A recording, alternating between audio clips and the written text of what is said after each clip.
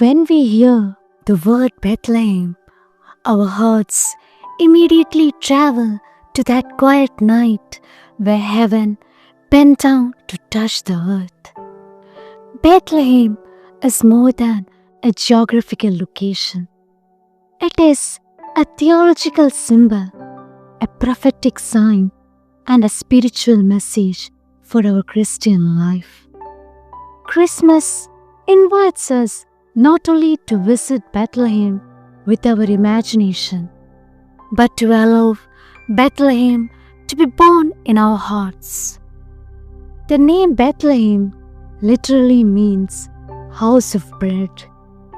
How fitting that Jesus, who would later say, "I am the bread of life," would choose to be born in a place with such prophetic meaning. Bethlehem reveals a God who nourishes, a God who satisfies the hunger of the human soul, a God who becomes small enough to be broken like bread. He becomes food, nourishment, strength, and communion for His people. There was no room for them in the inn. Bethlehem reminds us of the tragedy of a closed heart. The Son of God came, but there was no place for Him. Christmas invites us to examine our life. Is there room in our schedules for prayer? Is there room in our hearts for forgiveness? Is there room in our home for love, compassion, and peace?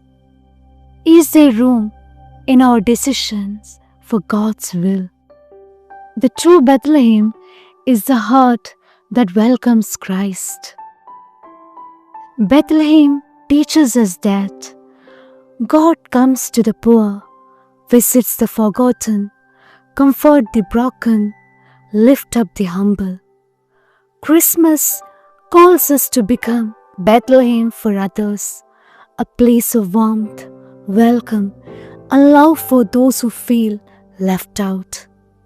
Bethlehem becomes the new Eden, the place where God and humanity met again, not in fear as in Genesis, but in tenderness, mercy, and love. Christmas invites us to stand spiritually in Bethlehem, to draw near the manger and gaze upon the humility of God. In that tiny village, the world was changed forever. And even today, Christ desired to be born in the Bethlehem of our hearts. May our life become a house of bread, a place of generosity and love. May our heart become a manger, symbol and open for Christ. And may the light that shone over Bethlehem shine upon our families and communities this Christmas.